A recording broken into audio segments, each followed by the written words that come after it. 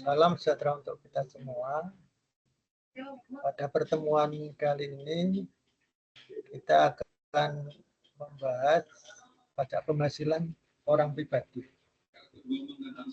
di mana pajak penghasilan tentunya objeknya dari objek yang dikenakan pajak adalah penghasilan. Kita harus mengetahui sumber dari penghasilan tersebut. Penghasilan yang diterima oleh wajib pajak orang pribadi itu dikelompokkan 4 kelompok. Yang pertama, penghasilan yang bersumber dari pekerjaan, baik pekerjaan berdasarkan hubungan kerja, tentunya mungkin sebagai karyawan, Pak, atau pekerjaan bebas, contohnya profesi pengacara, akuntan, dokter, arsitek, konsultan, notaris, atau pekerjaan termasuk pekerjaan itu penghasilan dari pekerjaan. Penghasilan lain adalah dari kegiatan usaha, mungkin jual beli atau industri. Keuntungan dari kegiatan usaha itu merupakan penghasilan. Kemudian juga penghasilan dari modal, baik modalnya itu berbentuk harta bergerak, contohnya truk, peralatan, intinya yang bisa dipindahkan, atau harta yang tidak bergerak, contohnya tanah dan atau bangunan. Jadi akan menghasilkan penghasilan, itu penghasilan yang bersumber dari modal. Atau penghasilan lain, contohnya misalkan penghasilan bunga atau penghasilan dividen. Jadi penghasilan itu bersumber dari 4, dari pekerjaan, dari kegiatan usaha, dari modal, atau dari sebenarnya bunga itu juga dari modal juga.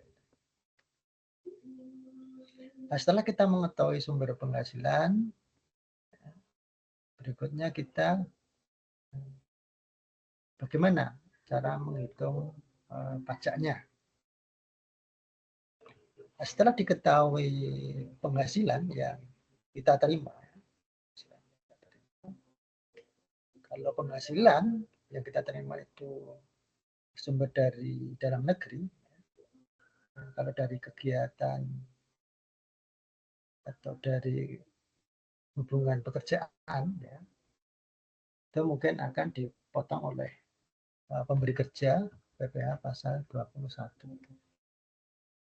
Kemudian kalau dari kegiatan usaha, contohnya kalau kita melakukan penjualan ke bendahara pemerintah, itu dari penghasilan penjualan ke bendahara pemerintah ini nanti akan dipotong pasal 22 oleh bendahara. Kemudian kalau penghasilan dari modal, kita menyewakan peralatan, misalkan contohnya truk, gitu, dan nanti penghasilan yang kita terima itu akan dipotong oleh yang membayar, yang memberikan penghasilan kepada kita itu akan dipotong PPh pasal 23. Kalau kita menyewakan tanah dan atau bangunan, penghasilan itu akan dipotong PPh pasal 4 ayat 2. Mana pemotongan PPh pasal 4 ayat 2 itu bersifat benar. Ini penghasilan yang berasal dari Indonesia.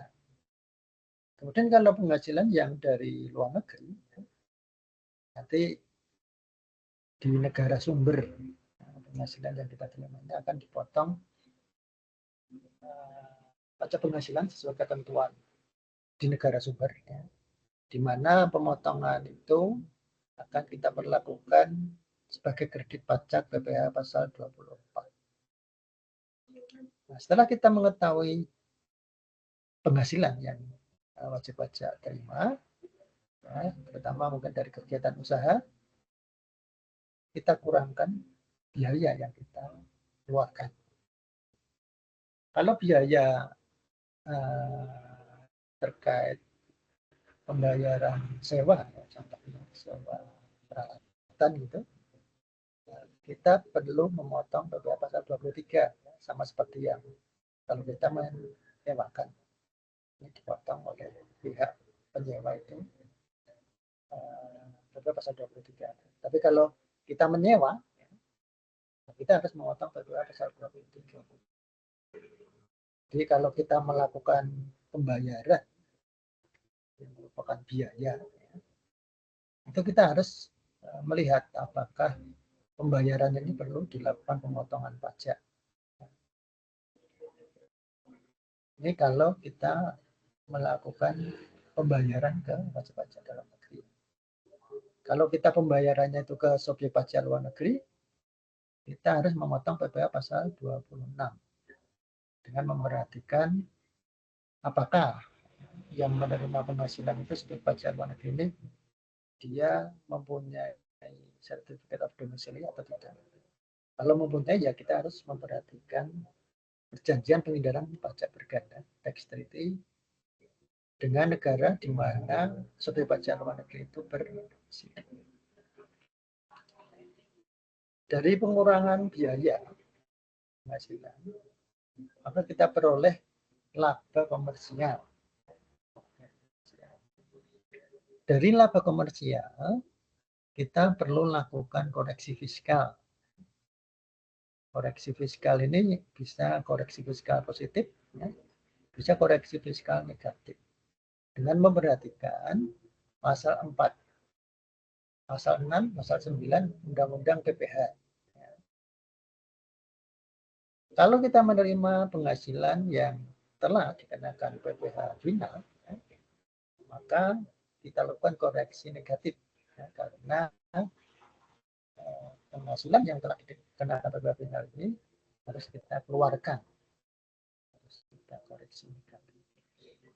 Kemudian biaya yang boleh dikurangkan itu mengacu pasal 6. Nah, kalau biaya yang tidak boleh dikurangkan itu di pasal 9 Undang-Undang PPh. Jadi kalau kita menemukan pengeluaran yang termasuk dalam kategori atau kelompok pasal 9, ini masuk koreksi fiskal negatif. Koreksi fiskal positif.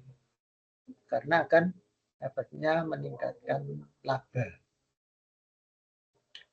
Nah, setelah kita lakukan koreksi fiskal, maka kita memperoleh penghasilan neto fiskal. Jadi penghasilan neto fiskal ini kita kurangkan dulu dengan kompensasi kerugian. Kerugian yang terjadi di 5 tahun terakhir, maksimal 5 tahun terakhir, itu kita kurangkan dari penghasilan neto fiskal. Nah, baru kita peroleh penghasilan neto setelah kompensasi. Nah, dari penghasilan neto setelah kompensasi, ya, kita kurangkan dulu dengan penghasilan tidak kena pajak, nah, terutama untuk wajib pajak orang pribadi, ya. Jadi PTKP ini hanya wajib pajak orang pribadi. Nah, ini mengacu ke pasal 7. Baru setelah kita kurang dengan PTKP, kita peroleh penghasilan kena pajak. Dari penghasilan kena pajak ini, kita hitung pajak terutangnya dengan menggunakan tarif pasal 17 ayat 1 huruf A. Ya. Dari perkalian tarif pasal 17 ayat 1 huruf A ini dengan PKP, ya, nah, kita peroleh pajak penghasilan terutang. Nah, dari penghasilan pajak yang terutang ini, kita kurangkan PPh yang sudah dipotong oleh pihak ketiga, bisa dari PPh pasal 21, 22, 23, 24. Dari pengurangan ini akan menghasilkan pajak yang harus dibayar sendiri. Pajak yang harus dibayar sendiri ini nanti sebagai dasar kita menghitung PPh pasal 25 untuk tahun berikutnya, ya. Itu dengan cara pajak penghasilan yang harus dibayar sendiri dibagi 12. Maka nanti akan ketemu PPh pasal 20.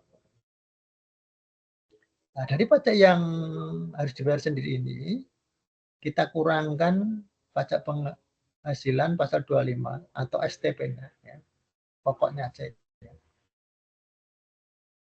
yang telah dilakukan pembayaran atau penerbitan STP pada tahun di mana tanpa pajak ini kita hitung. Nah, dari selisihnya baru kita peroleh pajak yang masih harus dibayar atau pajak yang lebih dibayar. Kalau pajak yang harus dibayar itu berarti positif ya di sini ya angkanya. Itu merupakan PPh pasal 29. Dibayar.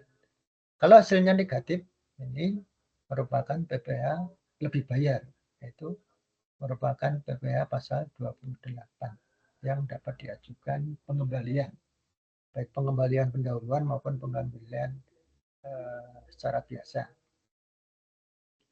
Mungkin itu materi yang kita bahas pada pertemuan kali ini. Selamat belajar. Ya.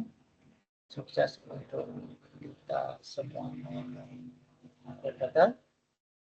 Wassalamualaikum warahmatullahi wabarakatuh.